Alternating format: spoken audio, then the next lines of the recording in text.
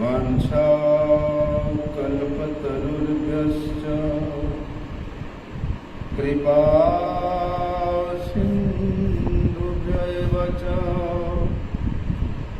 पतितानां पावनेभ्यो वैष्णवेभ्यो नमो नमः। संकर्षणः कारणतोयसायी गर्भोदशायी च पयोधिशायी शेषस्य यस्यां सकला स नित्यानन्दाख्यरामं शरणं ममास्तु।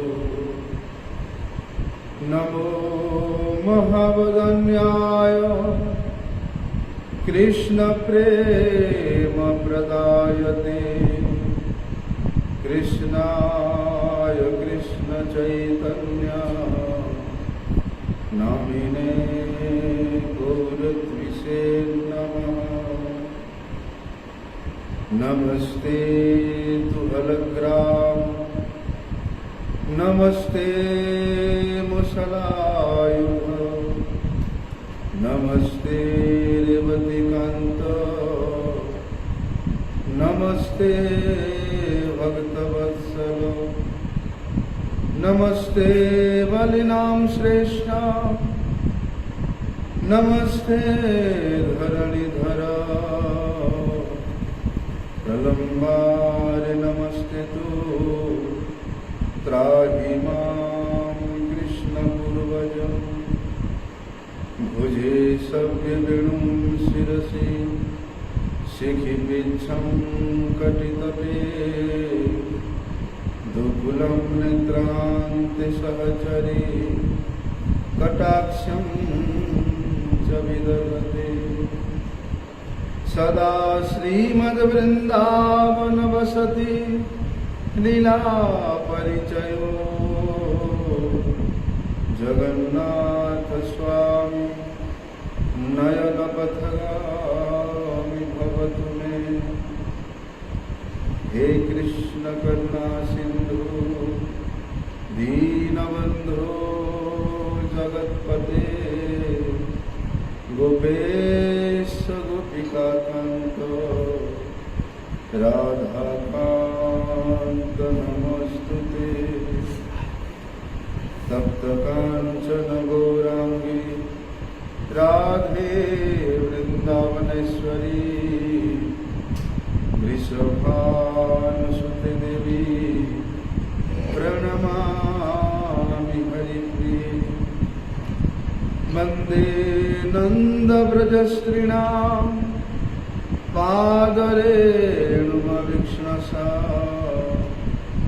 यासां हरिकथोद्गीतं पुनाति भुवनत्रयम्।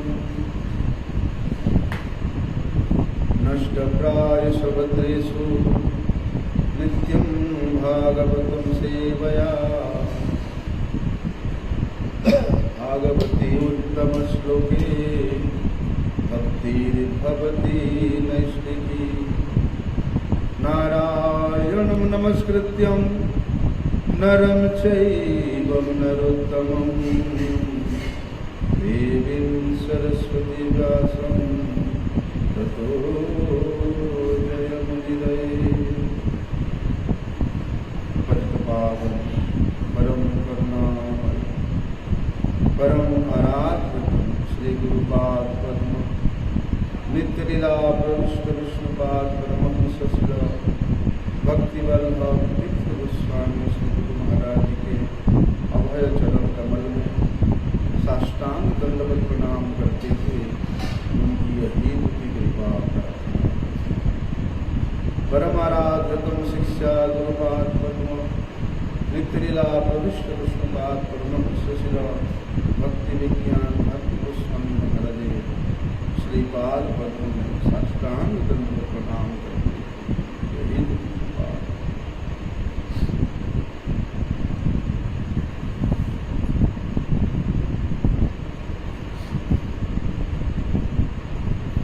भागवत रस माधुरी प्रसंग के अंतर्गत हम लोग पिछले महीना में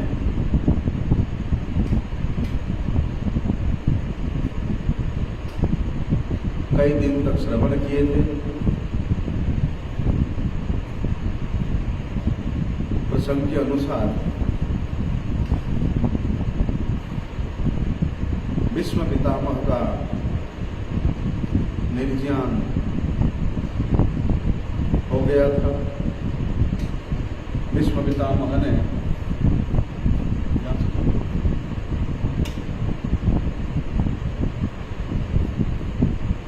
अपनी मन वाणी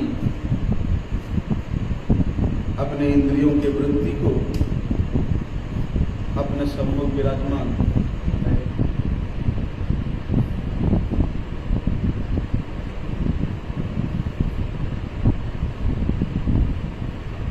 परम पुरुषोत्तम भगवान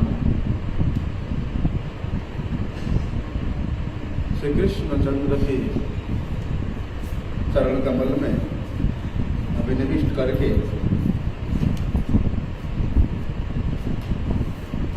भगवान के पाद पद्मों में लगा करके विश्व पितामह अपने प्राण को त्याग कर चुकी है। ऐसे समय में महाराज धर्मराज युधिष्ठिर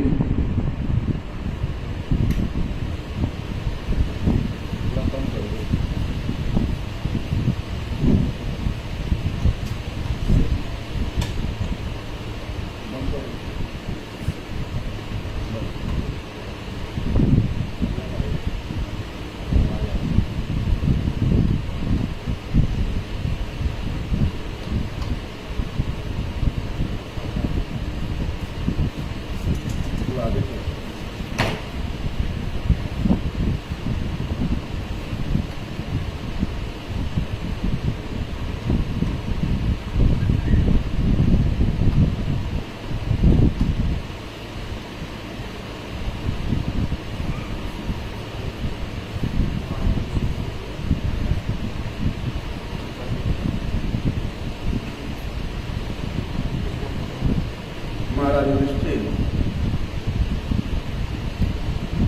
विश्व पितामह के शरीर त्यागने के उपरांत उनका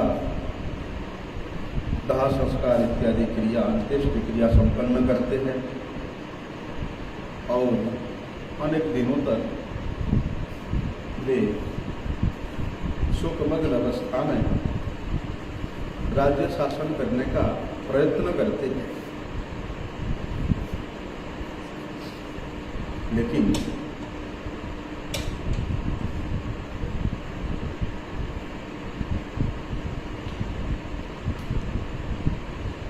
सनकादि ऋषियों ने ये भागवत के प्रसंग को श्री सूत गोस्वामी जी के मुखमंडल से श्रवण कर रहे हैं।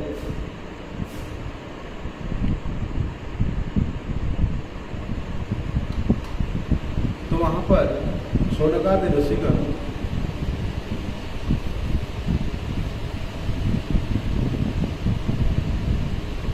वे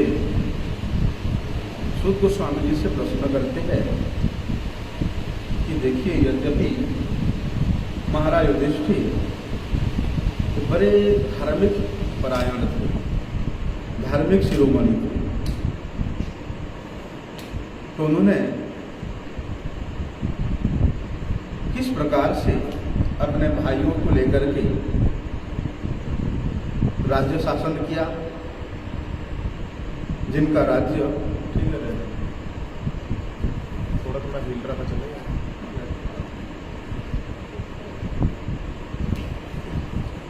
जिनका राज्य को उन आतताइयों ने लूट लिया था। लेकिन भगवान के निर्देश से कहो या भगवान के कृपा से पुनः युधिष्ठिर महाराज पांडवों ने उस संपत्ति को प्राप्त किया और किस प्रकार से उन्होंने पुनः हस्तिनापुर के साम्राज्य में राजत्व करने में वे प्रवृत्त होते हैं और अपने भाइयों के साथ मिलकर के धर्मराज महाराज युधिष्ठिर कौन कौन सी विशेष कार्य संपन्न करते हैं, ये सब के विषय में शुनकादि ऋषियों को श्रवण करने का विशेष आग्रह हुआ। इसलिए उन्होंने सूत गोस्वामी जी से प्रश्न किया। सूत गोस्वामी वे धर्म के वेत्ता, तत्व के वेत्ता और भक्ति के वेत्ता और भगवान परम पुरुषोत्तम की कृपा के पात्र होने के कारण उनके अंतर हृदय में संपूर्ण भगवत चरित्र अंकित हो गया था।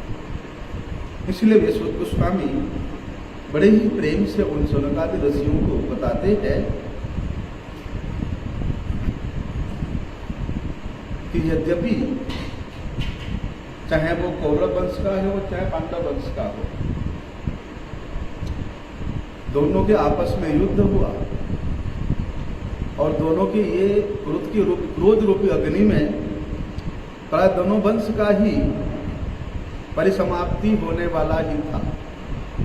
लेकिन ऐसे समय में उन्होंने किस प्रकार से परीक्षित महाराज का रक्षा किया, उसके विषय में हम लोगों ने पहले भी श्रवण किया था। और ये वंश के गुरु वंश को उन्होंने पुनः किस प्रकार से अंकुरित किया, इस विषय विशद रूप से वहाँ वर्णन आता है। महाराज युधिष्ठिर को स्वयं भगवान श्री कृष्ण हस्तिनापुर के राज्य सिंहासन में बिठा करके मानो आज उनके जो अभिलाषा थी, कौन सा अभिलाषा,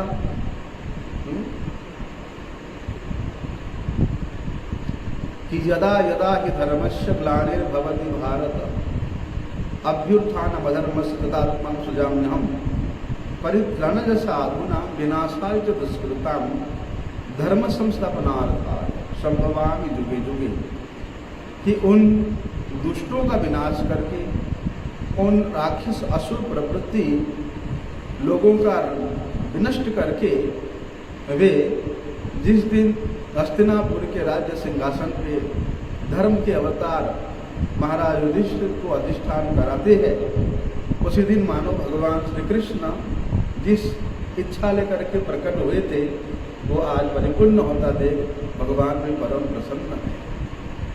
कहते हैं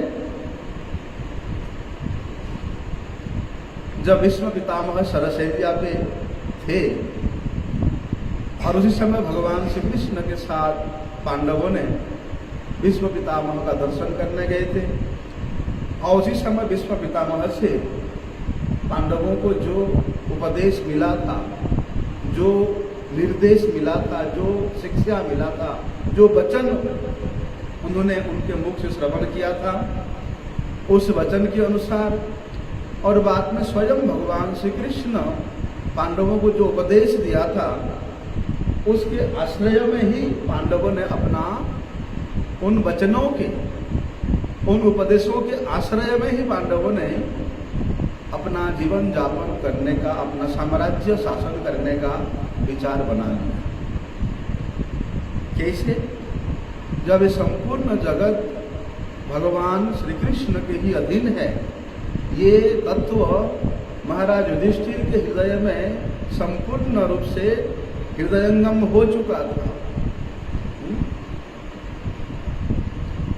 इसलिए जब भगवान परमेश्वर ही संपूर्ण ब्रह्मांड के अधीश्वर है और तमाम जीव जगत उनके ही अधीन है, कोई स्वतंत्र नहीं है, इस प्रकार विज्ञान जब युधिष्ठिर महाराज के हृदय में उदित हुआ, उसके फलस्वरूप उनमें ये भाव नहीं रहा कि मैं राजा हूँ, मैं कर्ता हूँ, मैं शासक हूँ और बाकी सब मेरे प्रजा है। इस प्रकार का मोह, इस प्रकार का भाव कभी भी युधिष्ठिर महाराज के हृदय में नहीं आया। और जिसका इस प्रकार का भाव रहता है वो शासक सर्वश्रेष्ठ होता है, सर्वोत्कृष्ट होता है। और जहाँ मैं और मेरेपन की भाव आ जाता है, वहाँ शासन तो क्या, स्वयं अपने शरीर को भी चलाने में जीव असमर्थ हो जाता है, अहंकार के जड़ में फंस जाता है, अंधकार के उस गहरे कुएं में फंस जाता है। लेकिन संपूर्ण पृथ्वी का एक छत्र सम्राट होते हुए भी युधिष्ठिर महाराज के हृदय में कभी भी ऐसे भाव नहीं आया कि मैं करता हूं, मैं शासक हूं।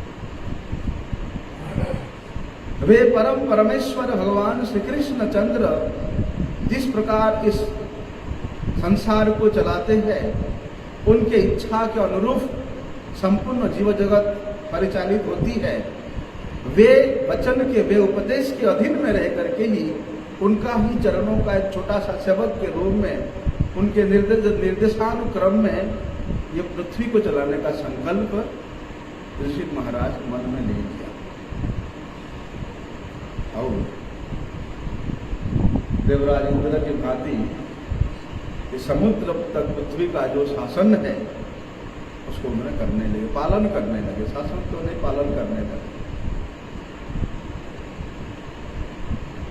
बोलते हैं कि जब युधिष्ठिर महाराज का राज्य शासन था, उस समय इतना सुंदर परिस्थिति था प्रकृति का कि जब आवश्यकता होती थी तभी वर्षा होता था, और पृथ्वी सभी प्रकार के वस्तुओं को सभी के कामनाओं के अनुसार वे प्रदान करती थी, पूर्ण करती थी।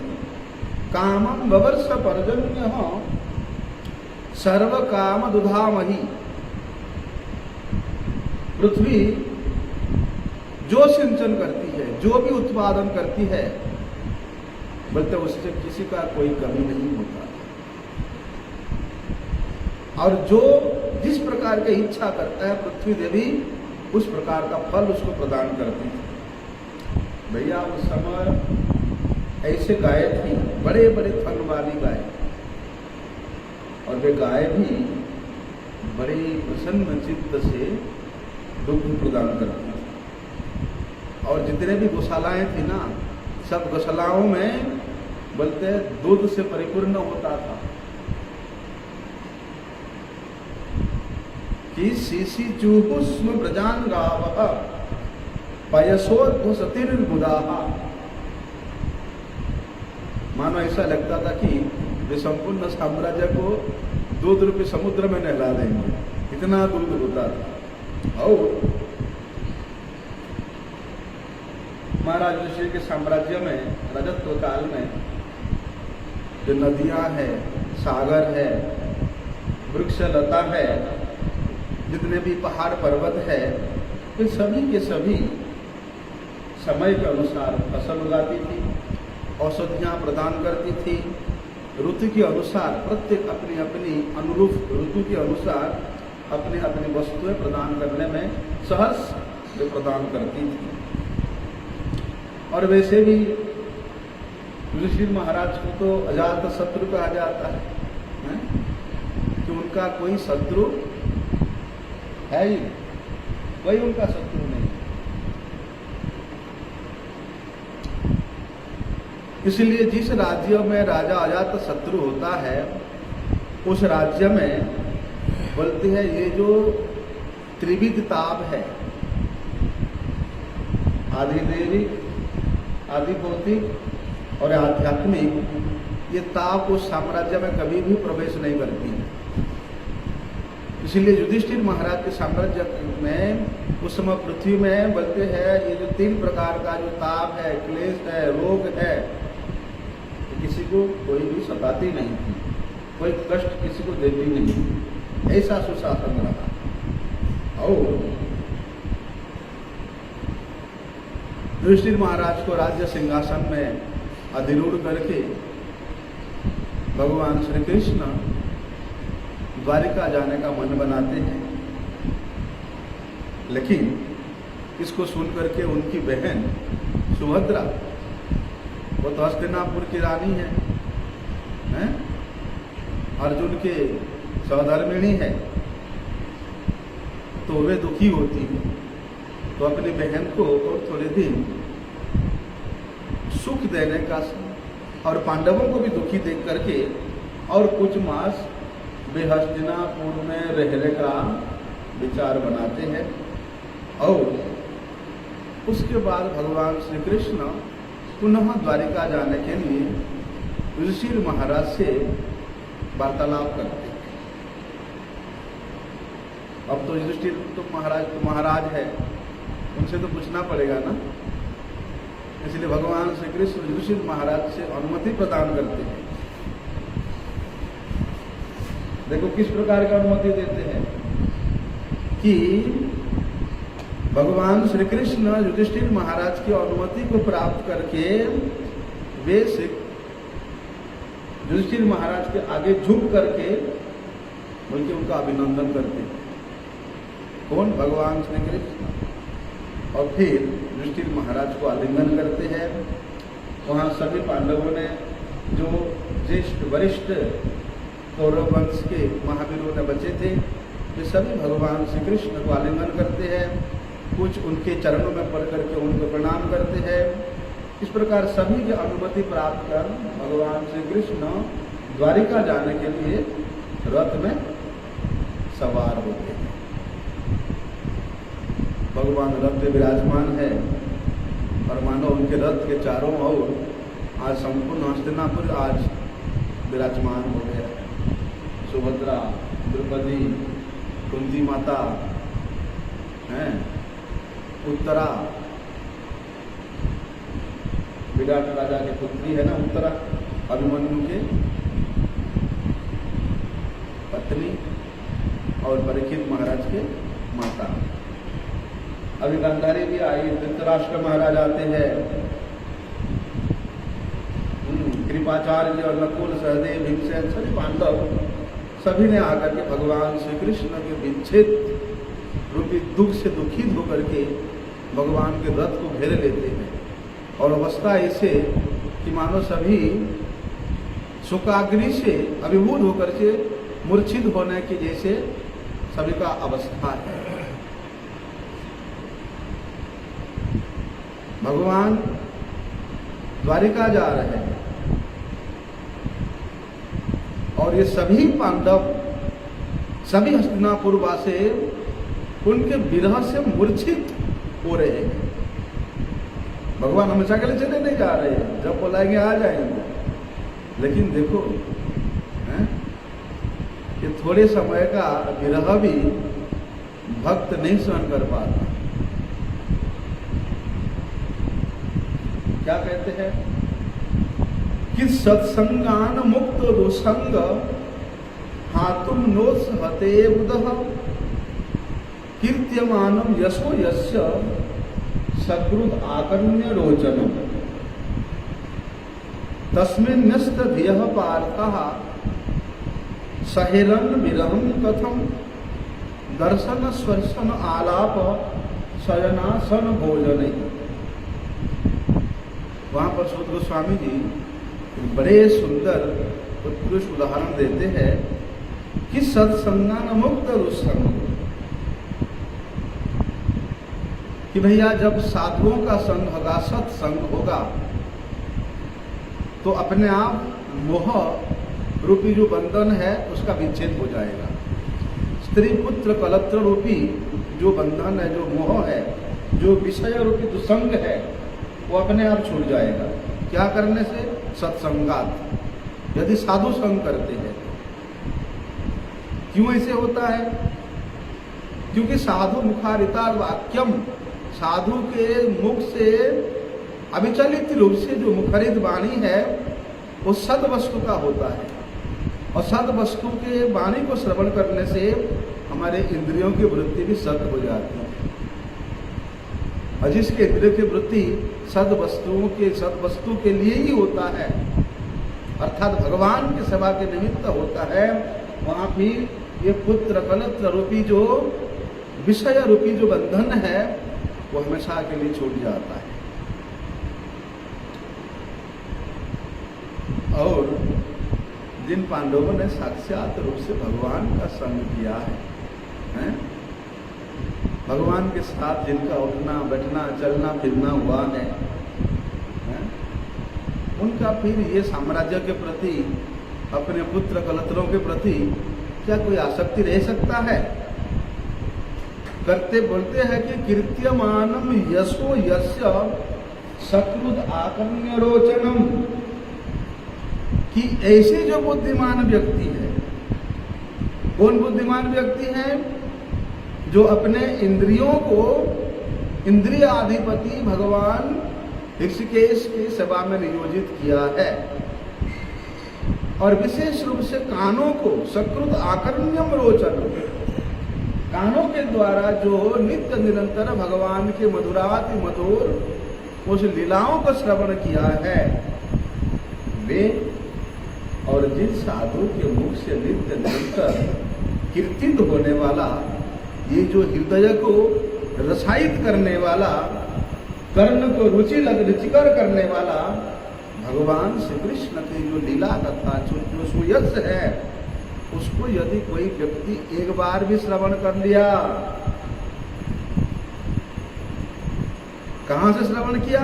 सत्संगम, साधु संग के मध्य में एक बार भी यदि वे भगवान के उस मधुराति मधुर हृदकर्ण रसायन कथा को श्रवण कर लिया, तो भैया वो व्यक्ति फिर कभी साधु संग परित्याग नहीं कर सकता है। वे साधु संग के प्रति और वे साधु संग में ये कथा के प्रति उसका इतना अधिक लालसा जागृत हो जाता है, लोभ हो जाता है, कि जहां भी उसको साधु संग मिले, जहां भी भगवान की कथा मिले, वे हमेशा उधर की ओर दौड़ता है, धावित होता है। इसलिए कहते हैं तस्मिन् न्यस्त देह पार्थ, बोलते हैं क्षण मात्र के लिए ही वे साधु संग को परित्याग नहीं कर सकते। जैसे मछली को पानी से अलग करने से वो छटपटाता है, उसी प्रकार भगवान की कथा यदि वास्तव में कोई किसके कानों में प्रवेश किया है, वे कथा के बिना छटपटाता है, नहीं रह सकता है। इसलिए जिन प्रधानंदन पांडवों ने एक ही साल भगवान के साथ क्या किया, सदा सर्वदा साक्षात श्री कृष्ण का दर्शन किया, दर्शन स्वर्शन आलापे उनका दर्शन किया, उनके साथ आलिंगन हुआ, उनके साथ वार्तालाप करता रहा है, स्वयं सोना उठना बैठना खाना पीना, ये जो प्रीति का कार्य है, प्रीति का जो आदान प्रदान है, जिन्होंने परिपूर्ण रूप से भगवान के साथ किया है, जिसके कारण उनके बुद्धि भगवान में ही अभिनिविष्ट हो गई है, उन पांडवों का किस प्रकार से भगवान के ये विरह विच्छेद को सहन करना संभव हो सकता है? वो कैसे समर्थ होते हैं? कैसे समर्थ हो सकते हैं? और एक प्रकार से तो बोलते पांडवों का आत्मा ही भगवान श्री कृष्ण, आत्मा को छोड़ करके ये शरीर कैसे जीवित रह सकता है? ऐसी दशा उस समय तमाम हस्तिनापुर वासियों की हो गई थी। लेकिन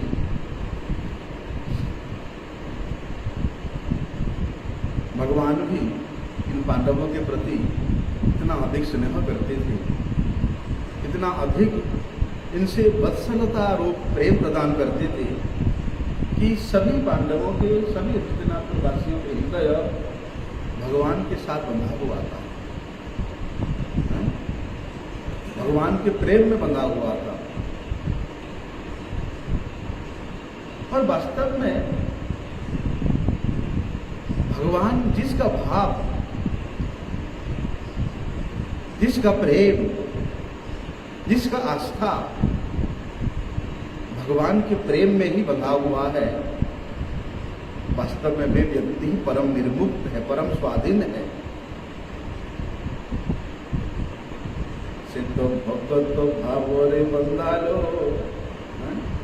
बड़े सुंदर भजन हमारे जगन्नाथ जी का होता है कि भगवान तो भक्त के भाव में बंधे रहते हैं। तो इन पांडवों ने भी उस भक्ति भाव से, प्रेम भाव से भगवान को अपने हृदय में बांध दिया।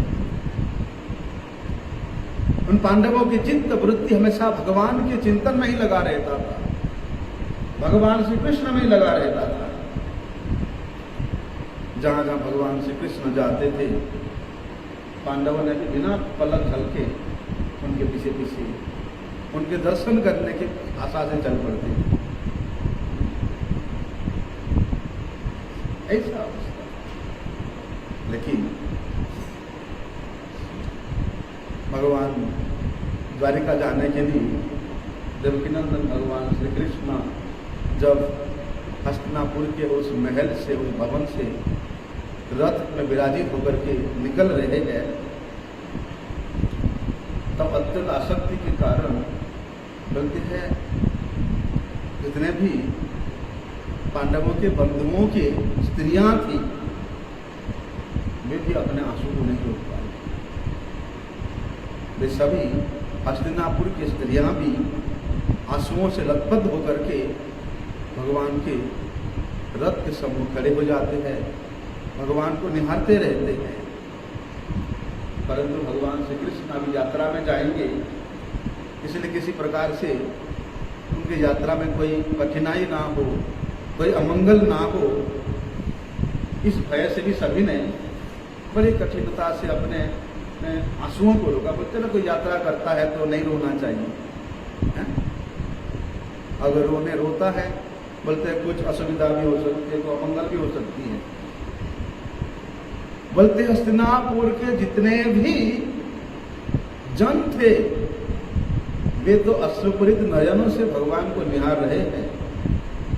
आज हस्तिनापुर में जितना भी पशु पक्षी है, सबका हृदय विरह कातर में कातरित होकर के रो रहा।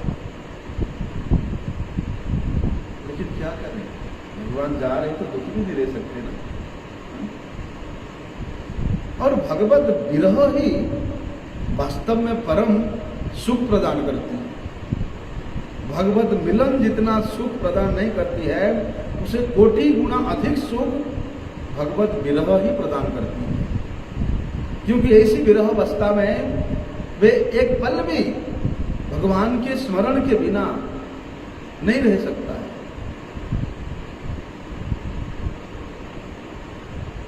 लेकिन भाई उस हस्तिनापुर में जितने भी वाद्य यंत्र थे, मृदंग हो, शंख हो, भेरी, वीणा, ढोल, धुंदरी, नगाड़े, घंटे, दुंदुबी, बोलते ये सभी अपने आप बजने लगे।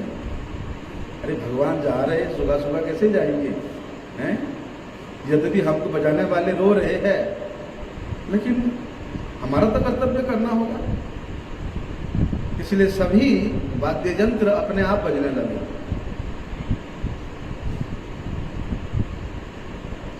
भगवान जा रहे हैं द्वारिका को,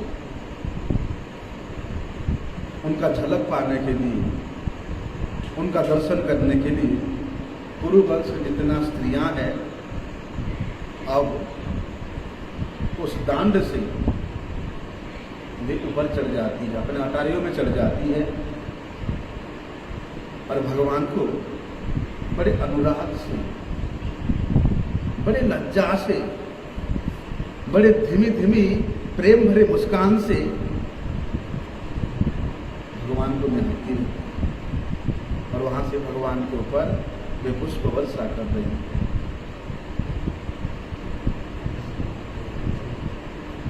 उसी समय भगवान की जो प्रिय सखा, कौन? गुड़ाकेश।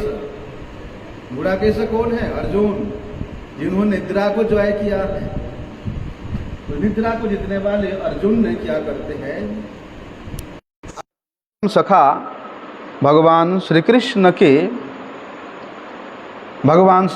के सिर के ऊपर वे श्वेत छत्र धारण करते हैं। और उस छत्र का दंड कैसा था? साउंड नहीं आ रहा था।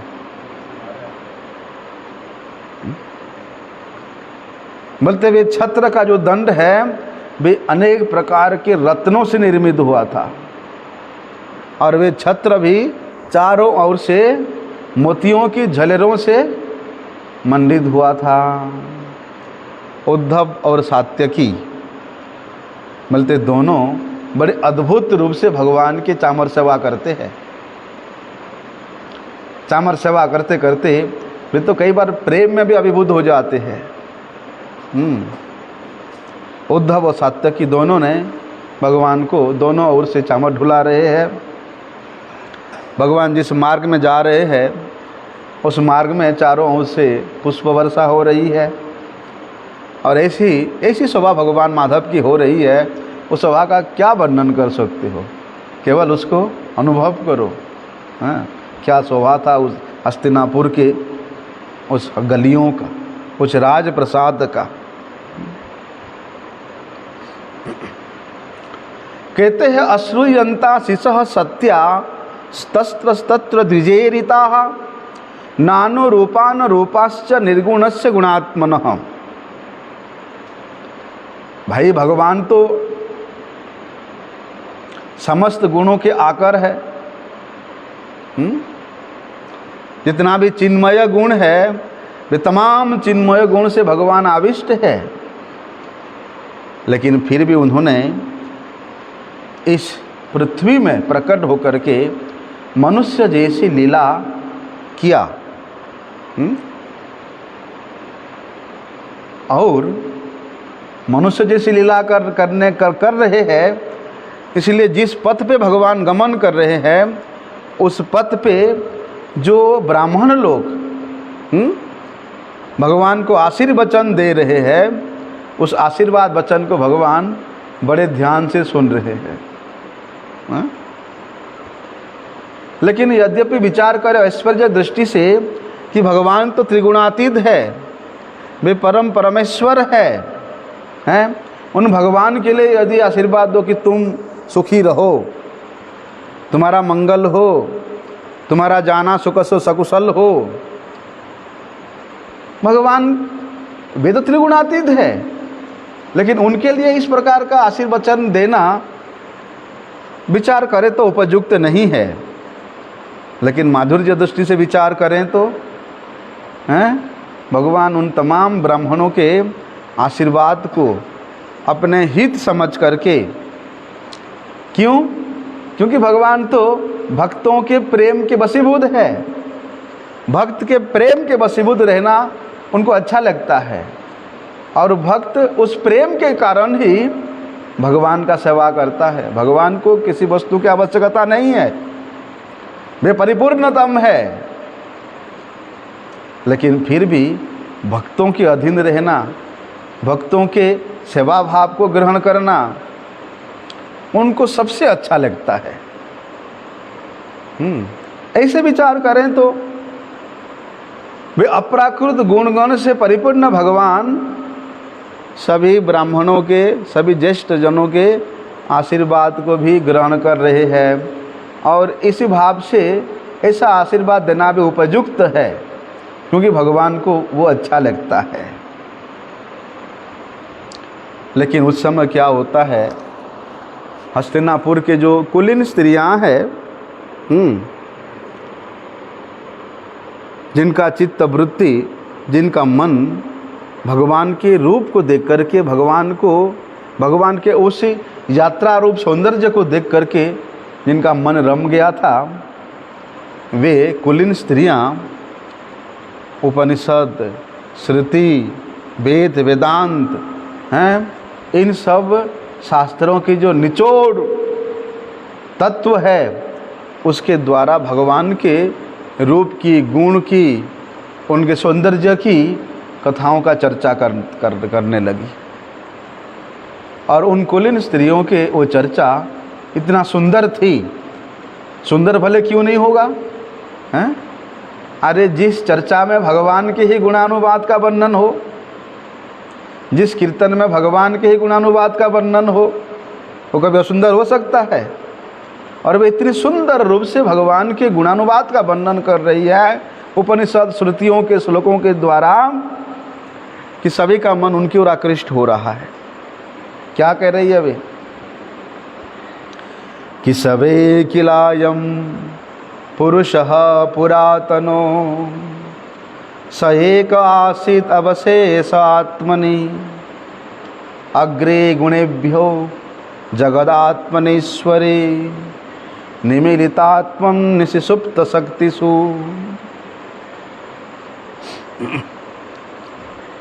बोलते ये जो कुरु नारियां है, ये जो कौरव स्त्रियां है, ये कैसे है? ये बड़े ही शांत रतिमति वाली है कि इनका चित्त वृत्ति भगवान के श्रीपाद पद्मों में अत्यंत प्रबलता के साथ निविष्ट हो गया है। और वे निविष्टता के कारण वे बड़े विस्मय से, बड़े आश्चर्य से आपस में चर्चा कर रही है। क्या कि हमने तो वेद व्यास जी के मुख से या जो अन्य ऋषिगण हुए उनके मुख से ये जो पुरातन पुरुष है, ये जो अद्वैत परब्रह्म है, ये जो प्रपंच से अतीत परब्रह्म है, जो अभी वर्तमान रहते हैं, वे परब्रह्म, वे प्रपंचातीत, वे पुराण पुरुष भगवान ही तो हमारे सम्मुख विराजमान है। ये तो वही श्री कृष्ण है जिनके विषय में तमाम श्रुति, तमाम उपनिषद, तमाम ऋषि मुनि जिनका गुणगान करते हैं, जिनका चर्चा करते हैं, ये तो वही है। काश भगवान के इस स्वरूप का, भगवान के इस महिमावली का, भगवान के इस तत्व का यदि ज्ञात उन दुर्योधनादि, उन शिशुपालादि, इन सब लोगों को होता, ना महाभारत युद्ध होता, ना असुर प्रवृत्ति का लोग होते हैं। सभी भगवान का दर्शन करके परम कृतार्थ हो जाते, सभी प्रेम प्राप्ति करने के लिए उपयुक्त हो जाते। लेकिन देखो इन कौरव स्त्रियां, इन पांडवों के स्त्रियां, ये कुरु नारियां भगवान को पहचान गई हैं कि जिनके बारे में हमने सुना था वेद व्यास जी के मुख से, ये तो वही परब्रह्म है। क्या संकेत दे रही है कि भगवान के गुणावली को, भगवान के महिमावली को, भगवान के इस अचिंत्य रूप को यदि कभी श्रवण किया है, कहाँ से? सत्संगम, साधुओं के मुख से, गुरुजनों के मुख से। बोलते वे श्रवण के अंतर्गत जो हमने उनके महिमा को श्रवण किया, बोलते हमारे सम्मुख, हमारे मंदिर में जो श्री विग्रह विराजमान है, ये तो वही है। जिस दिन इस प्रकार का भाव आ जाएगा, उस दिन साक्षात विग्रह में ही ब्रजेंद्र नंदन प्रकट होकर के वार्तालाप करेंगे, प्रेम का आदान प्रदान करेंगे, मंद मंद मुस्कान से उस सेवक के, उस भक्त के हृदय को अपनी ओर खींच लेंगे।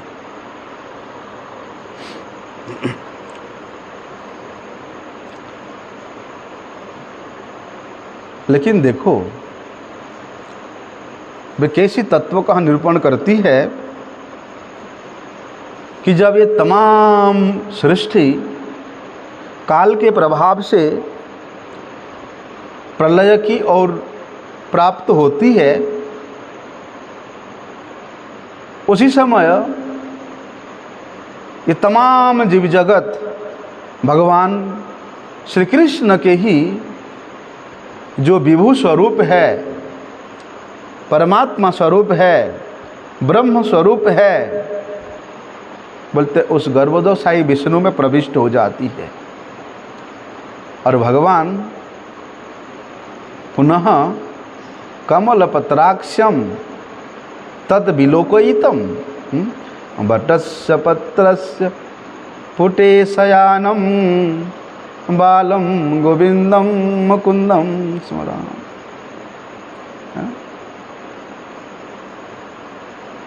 अर्थात ये वही परम पुरुष है, पुरातन पुरुष है, पुराण पुरुष है, जो प्रपंचातीत होते हुए भी जगत के जीवों का कल्याण करने के लिए, अपनी लीला का विस्तार करने के लिए भगवान यहाँ मनुष्य आकृति में प्रकट होकर के नर लीला के रूप में भगवान लीला करते हैं। और भगवान का जितना लीला हुआ है, जितना भी अवतार हुआ है, उन तमाम अवतारों में ये जो अवतार है कृष्णेर जतेक लीला तार मध्य नरलीला, ये नरलीला ये सर्वोत्कृष्ट लीला है। जिन प्रकट लीला के माध्यम से भगवान भक्तों के साथ प्रेम का परिपूर्ण रूप से आदान प्रदान किया है, जिसको रूप गोस्वामी जी ने हम लोगों को शिक्षा दिया है कि ददाति प्रतिगृह्णाति गुह्यम अच्छादि पुच्छति भुंक्ते भोजयते चैव षड्विधम प्रीतिलक्षणम। ये जो 6 प्रकार के प्रीति का लक्षण है, प्रेम का स्वभाव है, भगवान इस नरवत लीला करके अपने भक्तों के साथ परिपूर्ण रूप से इस प्रेम का आस्वादन किए हैं। कहते हैं कि सएव भूयो निजबीर्ज चोदिताम स्वजीव मायाम प्रकृतिम शिशुक्षतिम अनाम रूपात्मनिरूप नामनि विविध समानो अनुससार शास्त्र कृत।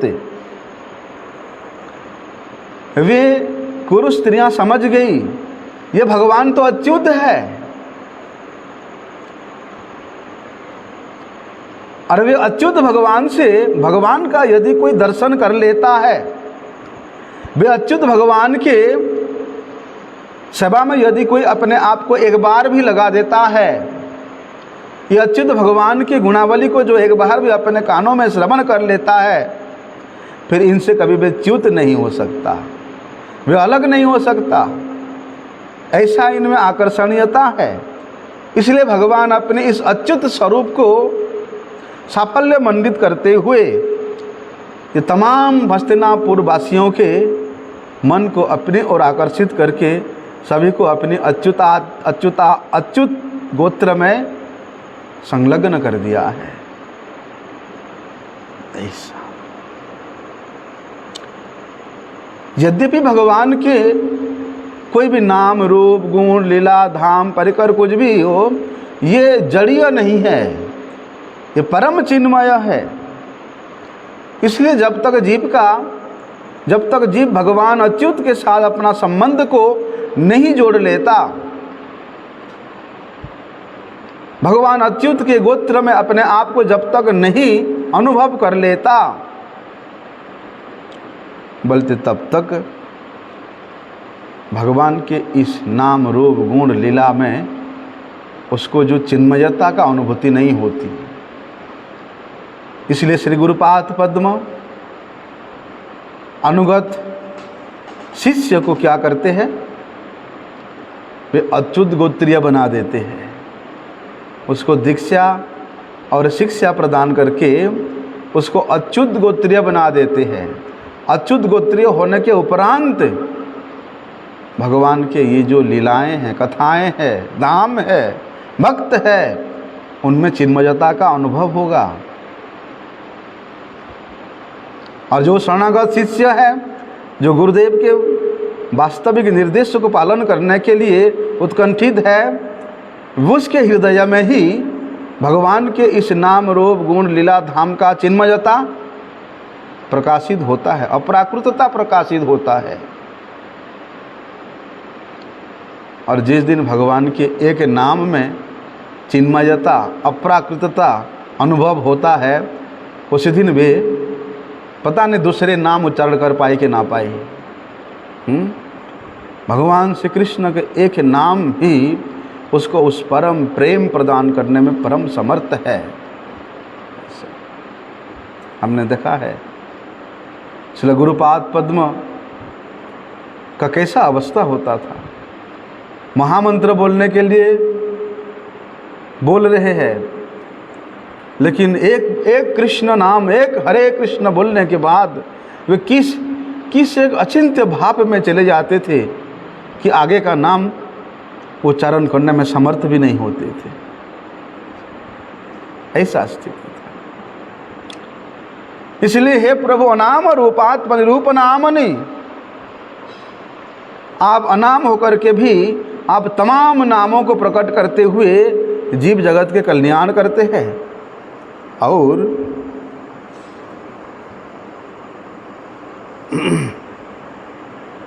इस जगत की सृष्टि भी आप इसलिए ही करते हैं कि अपने इन लीलाओं के द्वारा, अपने नामों के द्वारा जगत के जीवों का कल्याण करना, यही सृष्टि का मूल उद्देश्य है। इस बड़े ही तत्व सिद्धांत से युक्त उन पांडव स्त्रियां, उन कुरु स्त्रियां भगवान की स्तुति कर रही है, आपस में भगवान के गुणगान कर रही है। आगे का विषय हम लोग कल श्रवण करते हैं। वांछा कल्पतरुभ्यश्च कृपा सिंधुभ्यैव च पतितानां पावनेभ्यो वैष्णवेभ्यो